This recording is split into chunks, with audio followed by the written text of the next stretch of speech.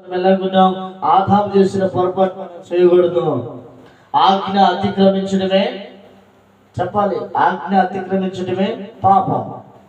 పాపానికి వచ్చిన జీవితం చెప్పాలి. ఆ వృక్ష ఫలాన్ని వారంట తిన్నారంట.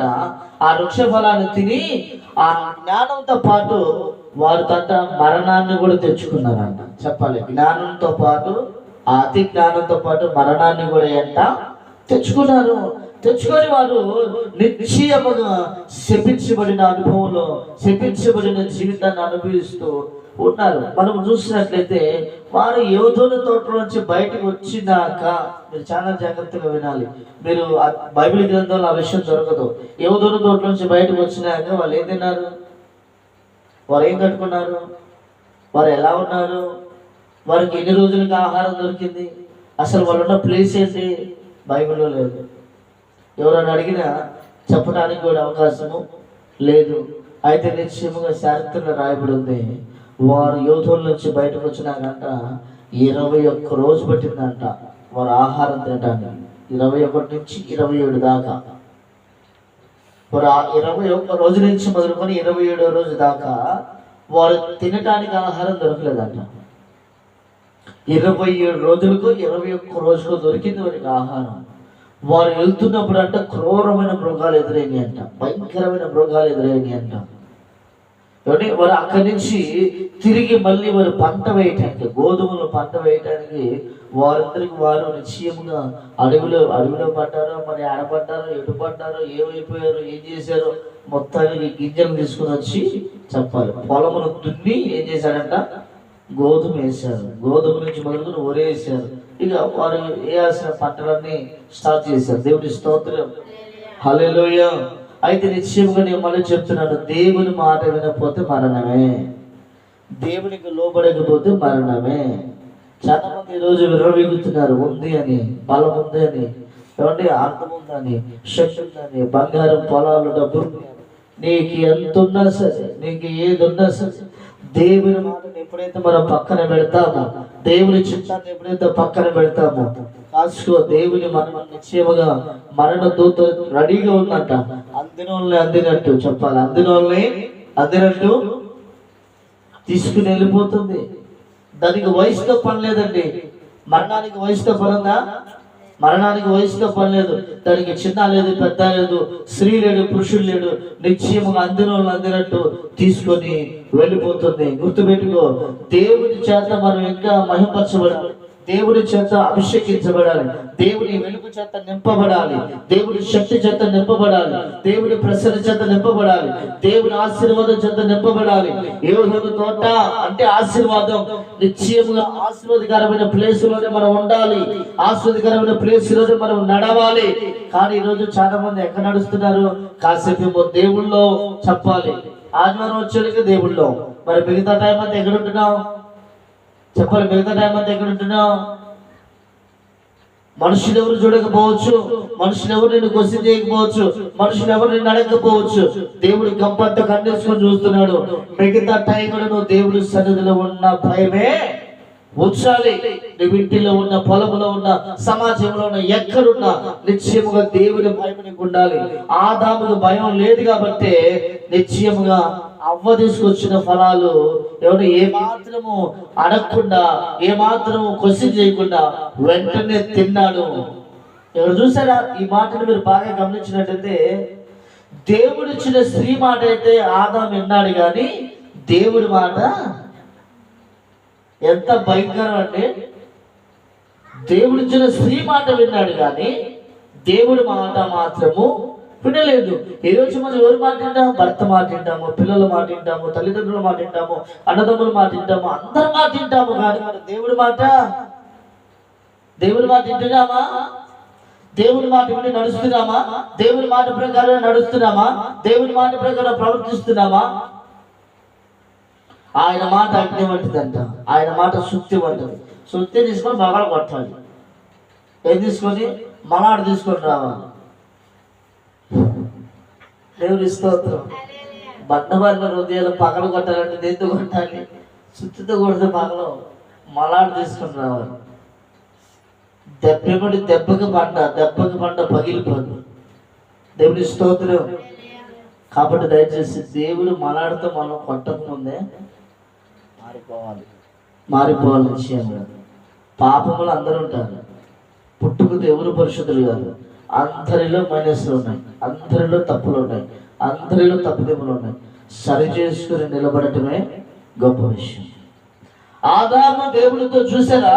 మీరు అదే మొత్తం కూడా పరిశీలన చేసినట్టయితే ఆదాము దేవుడి కాడ నేను తప్పు చేశాను ప్రభువా, నన్ను క్షమించు ప్రభువా అని అన్నా.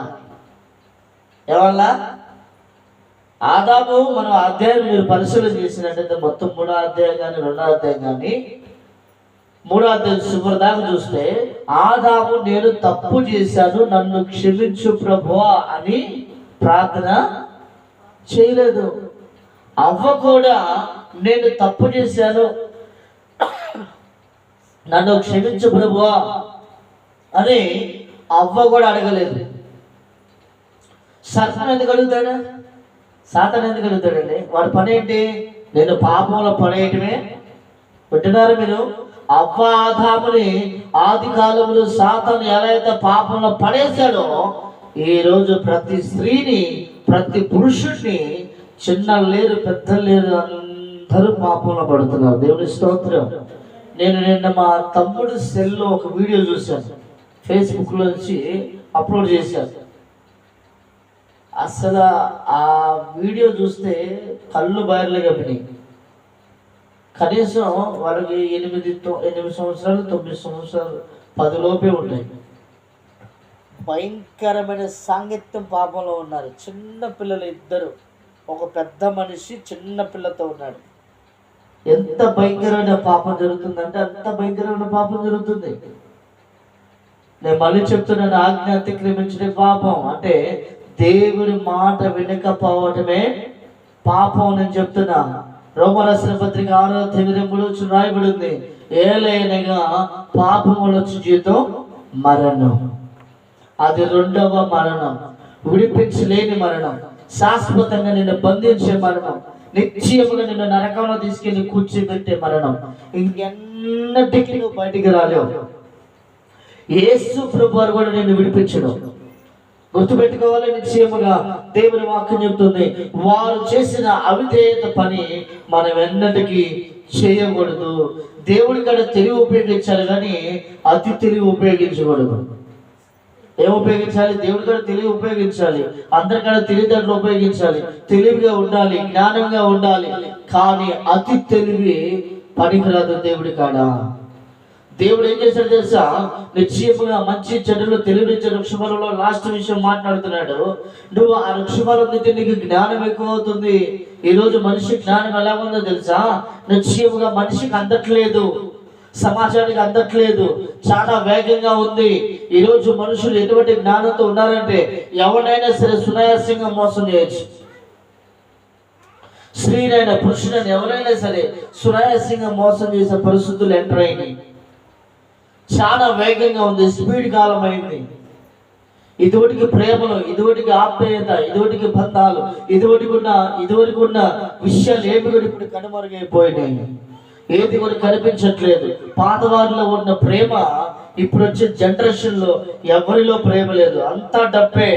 చెప్పాలి, నేను ప్రేమిస్తాను, నాకేమిస్తావు, నువ్వు చెప్పింది చేస్తాను, నాకేమిస్తావు, అంతా డబ్బే, సమస్తము డబ్బే, అంతా డబ్బు మీద నడుస్తుంది. కానీ అదే డబ్బు గురించి దేవుడు చెప్పాడు, ఉగ్రత దినమంది ఆస్తి అక్కడికి రానే, చెప్పాలి, అక్కడికి రానే రాదు, దేనికి పనికి రాదు అని వాక్యం స్పష్టంగా తెలియజేస్తుంది. అయితే నిశ్చయముగా ఆస్వాదికరమైన ప్లేస్ లో నుంచి మనం బయట ఉన్నామా, ఆస్వాదికరమైన ప్లేస్ లో ఉన్నామో ఒక్కసారి మనం ఆలోచించాలి. వాడు తినొద్దు అన్న దాన్నే తింటే, తిన్నదానికి నిశ్చయముగా దేవుడు యోధం తోటలోంచి బయటికి పంపిస్తే ఈ రోజు ఉదయం నుంచి లేచిన కదా సాయంత్రం వరకు తినొద్దన్న దాన్ని తిన్నందుకే వారికి అంత శిక్ష దేవుడు వేస్తే, మరణం లేని మరణాన్ని తీసుకొచ్చి దేవుడు వారి మీద మరణాన్ని పెడితే, లేని శాపాన్ని తీసుకొచ్చి దేవుడు వారి మీద శాపాన్ని పెడితే, మరి ఈరోజు మనం లేచిన కానించి సాయంత్రం పరుండంత వరకు ఎన్నిసార్లు అబద్ధాలు ఆడుంటాం, ఎన్నిసార్లు తిట్టుంటాం, ఎన్నిసార్లు కొనిగుంటాం, ఎన్నిసార్లు సునిగుంటాం, ఎన్నిసార్లు ఎదుటి వారి మీద అబద్ధ సాక్ష్యం పలిగుంటాం. ఏమంటే చూడకపోతే నేను చూడలేదని చెప్పండి, వినకపోతే నేను వెళ్ళలేదని చెప్పండి. చూడకపోయినా నేను చూసా అని చెబుతున్నారు, వినకపోయినా నేను విన్నా అని చెబుతున్నారు. అక్కడ జరిగింది ఒకటైతే ఇక్కడ చెప్పేది మరొకటి. అది అబద్ధము కాదా? ఆది పాపములో ప్రధానమైన పాపం అబద్ధం ఆడటమే. ఏం చేశారు మీరు చదువుతారు అక్కడ. ఇందాక చెప్పా కదా, చెప్పాలి, నాతో ఉండటానికి ఇచ్చిన ఈ స్త్రీయే ఇస్తే నేను తిన్నాను, నా అంతరికి నేను తినలేదు అని చెప్తున్నాడు. అంటే ఏంటి? ఆ తప్పు ఎవరి మీద పెడుతున్నాడు? చెప్పాలి, ఎవరి మీద పెడుతున్నాడు? స్త్రీ మీద పెడుతున్నాడు. స్త్రీ ఎవరి మీద పెట్టింది? సర్పం మీద పెట్టింది. సర్పం ఎవరి మీద పెట్టాలి? చెప్పాలి, ఎవరి మీద పెట్టాలి? అప్పుడు దేవుడి మీదే పెట్టాలి. మరి సృష్టి అంతా చేసింది ఆయన గనక, స్త్రీని చేసింది దేవుడు గనక, ఆదాము చేసింది దేవుడు గనక, మరి తప్పంతా ఎవరి మీద పెట్టాలి? దేవుడి మీదే. తిరిగి ఎవరి మీదకి వెళ్ళింది? చెప్పాలంటే ఎవరి మీదకి వెళ్ళింది తిరిగి అంతా? సహజంగా తప్పు చేసేదేమో మనం, తప్పుగా నడిచేది మనం, తప్పుడు మార్గాల్లో ఉండేది చాలా మంది. కానీ తప్పు ఎవరి మీదకి వెళ్తుంది? దేవుడి స్తోత్రం. అందుకే దేవుడు ఒక చోట అంటాడు, ఇంకెందాకాని మీరు నా నామాన్ని అవమానపరుస్తారు, ఇంకెన్నాళ్ళు అవమానపరుస్తారు, ఇంకా ఎన్ని దినాలు నా నామాన్ని అవమానపరుస్తారు, ఇకనన్నా మీరు మారరా?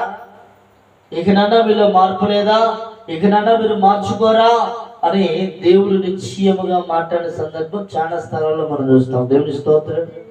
కాబట్టి దయచేసి గుర్తుపెట్టుకోండి, యోదోను తోటలో నుంచి మనం బయటకు వచ్చే పరిస్థితి రాకూడదు. యోదోను, నీ ఇల్లు యోదోను తోట అవ్వాలండి. నీ ఇల్లు యోదోను తోట అవ్వాలి. నీ ఇంట్లో నీరు బారాలి, నీ ఇంట్లో ఆశీర్వాదం ఉండాలి, నీ ఇంట్లో దీవెన ఉండాలి, నీ ఇంట్లో సమృద్ధి ఉండాలి, నీ ఇంట్లో క్షేమం ఉండాలి.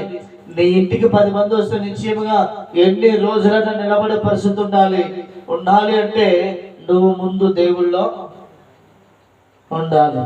నువ్వు దేవుడి మాట వినాలి, దేవుడి మాట ప్రకారం నువ్వు నడవాలి. ఆదాముని ఎంత ప్రేమించాడు దేవుడు.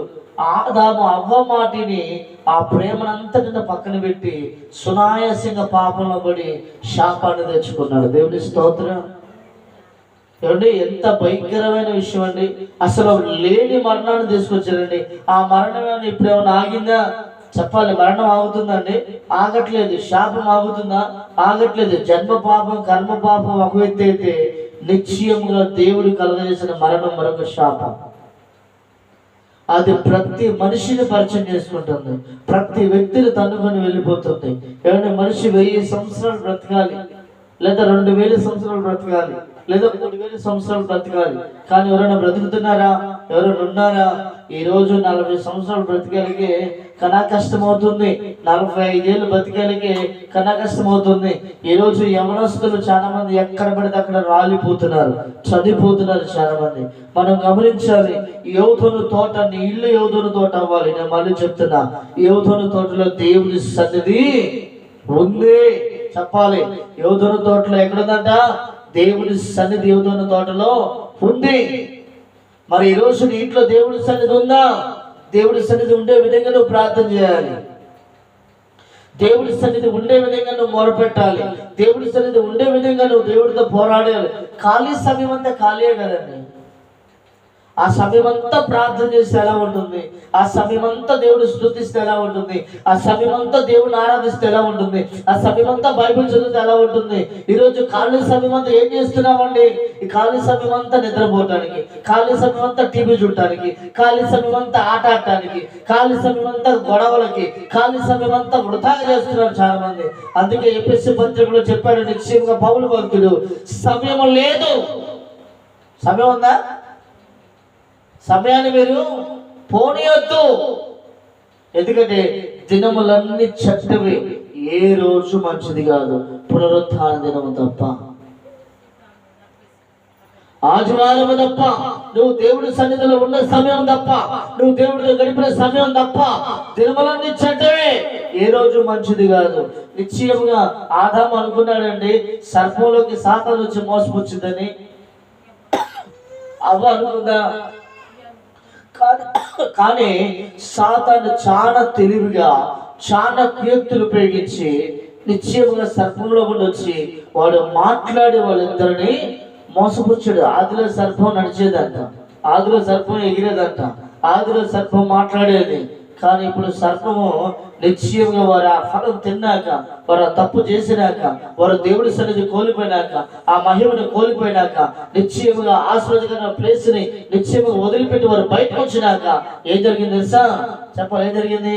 వెంటనే దేవుడు శపించడం మొదలు పెట్టాడు. ఎవరి సంతానానికి ఎవరికి వైరం? స్త్రీ సంతానానికి, నీ సంతానానికి వైరం. ఎవరి సంతానానికి? సర్ప సంతానానికి. నిన్నెవరైతే చూస్తారో వాళ్ళు నేను తల మీద సితకబాదుతారు. నువ్వు స్త్రీ యొక్క మెడల మీద ఖర్చేదు అని సర్పాన్ని శపించాడు, పురుషుని శపించాడు, స్త్రీని కూడా దేవుడు శపించాడు. వాళ్ళు చేసిన తప్పు భూమి మొత్తానికి పాకింది. ఒక్కళ్ళిద్దరితో పోలేదు ఇది.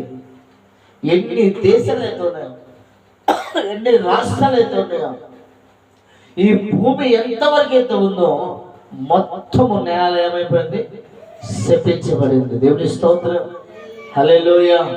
అయితే ఆ శాపాన్ని విరవటానికి, ఆ శాపాన్ని తొలగించడానికి, ఆ బద్ధకాల కట్లన్నీ తెచ్చడం కోసమే యేసు ప్రభువారు శరీరధారిగా 33 సంవత్సరాలు భూమి మీద ఉన్నాడు. దేవుని స్తోత్రం, హల్లెలూయా. 33 సంవత్సరాలన్నారా? 3 సంవత్సరాల సువార్త ప్రకటించాడు. 3 సంవత్సరాల సువార్త టైం అయిపోయినాక ఆయన సిలువకు అప్పగించబడ్డాడు. దేవుని స్తోత్రం. ఆ రోజు అవ్వాదాము చేసిన పాపం వల్ల వచ్చిన శాపము, పాపము, మరణము, నిశ్చయముగా నీ మరణమా నీ ముళ్ళు ఎక్కడా అని అడిగాడు యేసుప్రభువు. ఎవడాడు? మరణమా నీ ముళ్ళు ఎక్కడా? శాపాన్ని తొలగించాడు, మరణాన్ని తొలగించాడు, బద్ధకాలన్నిటిని దేవుడు తెచ్చాడు. అయితే ఇప్పుడు క్రైస్తవులందరికీ ఒకే ఒక అవకాశం ఉంది. సర్వ మానవాళికి ఒకే ఒక అవకాశం ఉంది. ఏంటో తెలుసా? యేసు ప్రభువారిని ఎవరైతే నిజ రక్షకులుగా అంగీకరించారో, ఎవరైతే యేసు రక్తములో కడగబడ్డారో, ఎవరైతే తండ్రి కుమార పరిశుద్ధాత్మ నామములో బాప్తిసం పొందారో వాళ్ళందరూ రెండవ మరణం వాళ్ళకు ఉండదు. దేవుని స్తోత్రం. ఏముండదు వాళ్ళకి? రెండవ మరణం వాళ్ళకి ఉండదు. ఎందుకో చెప్పనా? నిశ్చయముగా యేసు ప్రభువు ప్రాణ త్యాగం చేసి ఆయన రక్తాన్ని చిందించి భూమి మీద ఎప్పుడైతే ఆయన రక్తం పడ్డదో చెప్పాలి, రెండవ మరణపు ముళ్ళుని దేవుడు చెప్పాలి ఎట్లా చేశాడట? ఎక్కడ ఎరగతీస్తాడు పనికిరాము. దేవుని స్తోత్రం. పాపములో ఉన్న వాడికి తప్ప యేసు రక్తములో కడగబడిన ప్రతి ఒక్కరికి రెండవ మరణం పనిచేయదు. చెప్పాలి, రెండవ మరణం పనిచేయదు. యేసు రక్తంలో కడగబడ్డ వారందరూ రేపు ఆ పరలోక రాజ్యంలో ఉంటారు. ఆ యొక్క అమూల్యమైన రాజ్యంలో, ఆ శ్రేష్టమైన రాజ్యంలో రేపు అందరూ కూడా యేసు రక్తంలో ఎందరైతే కడగబడ్డారో, ఎందరైతే శుద్ధీకరించబడ్డారో, ఎందరైతే నిశ్చయించుకున్నారో, ఎందరైతే ఆయన సొంత రక్షకుడిగా అంగీకరించారో వారందరూ రేపు పరలోక రాజ్యంలో ఉంటారు. ఇక్కడ మాట్లాడుకున్నట్టు అక్కడ మాట్లాడుకోవటాలు ఏముండవు. దేవుని స్తోత్రం. మొహమొహాలు చూసుకోవడం తప్ప ఇక్కడ మాట్లాడుకున్నట్టుగా, ఇక్కడ కలిసినట్టుగా, ఇక్కడ ఉన్నట్టుగా అక్కడేమి ఉండదు. అక్కడ అంతా వెలుగుమయము, అంతా మహిమలో ప్రవేశిస్తాము, వెలుగులో ప్రవేశిస్తాము. నిరంతరం దేవుని స్తుతించడమే మన పని, ఆయన్ని ఆరాధించడమే మన పని, చప్పట్లు కొట్టి ఆయన పొగడటమే మన పని. అంతేగాని నిశ్చయముగా భూలోకంలో ఉన్న వేదన కానీ, కష్టం కానీ, ఇబ్బంది కానీ, కన్నీరు కానీ, కుంగుబాటు కానీ, మోసం కానీ, ఉచ్చారం కానీ, విగ్రహారాధన కానీ, దొంగతనం కానీ, నరహత్య కానీ, ఏది భూలోకంలో ఉన్నది ఏది కూడా పరలోకంలో ప్రవేశించడానికి కుదరదు. అటువంటి అమూల్యమైన ప్లేస్కి మనం వచ్చాం. ఇప్పుడు అటువంటి అద్భుతమైన ప్లేస్కి మనం వచ్చాం. పరలోకం. మనం వెళ్ళాల్సిన గమ్యం చాలా దూరాన్ని ఉంది. మనం వెళ్ళాల్సిన ఊరు చాలా దూరాన్ని ఉంది. మనం అందరం కూడా చాలా మంది గుర్తుపెట్టుకోవాలి, మంది ఈ లోకం అయితే కానే, చెప్పాలి, ఈ లోకం అయితే మంది కానే కాదు. ఏ లోకం మంది? చెప్పాలి, ఏ లోకం? ఇది అద్దె కొంప. నువ్వు ఇక్కడ ఎన్ని ఇల్లు కొన్నా, ఎన్ని పొలాలు కొన్నా, ఎంత బంగారం కొన్నా, ఎంత ఉన్నా అన్నీ ఒక నాటికి నువ్వు వదిలిపెట్టాల్సింది. ఏది నీతో రానే రాదు. నీ ఇల్లు స్థిరస్థాయిగా నిలబడాల్సిన ఇల్లు ఏంటిది చెప్పాలి? ఎక్కడ? పరలోక రాజ్యంలో. ఒక ఆత్మ రక్షించామనుకోండి, ఒక వజ్రాన్ని పక్కన పెడతాడంట. ఒక ఆత్మ రక్షిస్తే ఒక వజ్రం పక్కన పెడతాడు. ఆ ఖరీదైన తర్వాత నీకోసం గృహాన్ని కడతాడు. నిశ్చయముగా ఆ గృహలోకి నువ్వు రావటానికి ఇప్పుడు మనం ముక్కులకి చెవులకి చెప్పాలి, ముక్కులకి చెవులకి మెళ్ళకి కాళ్ళకి చేతులకి ఏడబడితే ఆడ తగిలిస్తున్నారు. ఇప్పుడు అవి కాక ఏడైతే తగిలిస్తున్నారు బంగారాన్ని, ఆ బంగారం అంతా కరిగించి దేవుడు బంగారపు రోడ్లు వేస్తాడంట. దేవుడి స్తోత్రం. ఇప్పుడు తలపైన ఉన్న బంగారం మన పరలోకి వెళ్తే మన కాళ్ళ కింద ఉంటుంది. చెప్పాలి ఎక్కడ ఉంటుంది? మన కాళ్ళ కింద. ఎప్పుడు చెప్పాలి? ఎప్పుడంటే మన పరలోకం వెళ్ళినప్పుడు. మనం పరలోకం వెళ్ళాలంటే నిశ్చయంగా చాలా యథార్థంగా చాలా పరిశుద్ధంగా దేవుని వాక్యాన్ని ఖచ్చితంగా అనుసరించాలి. వినటం ఎవరైనా వింటారు, చెప్పటం ఎవరైనా చెప్తారు, పాటించడమే చాలా ప్రాముఖ్యం. వాళ్ళు విన్నారు. అవ్వాదం ఏం చేశారు? దేవుడు చెప్పినప్పుడు విన్నారా లేదా? విన్నారు. సరేనయ్యా, నువ్వు చెప్పినట్టేనయ్యా. ఆ వృక్ష వలల ప్రత్యేకమైన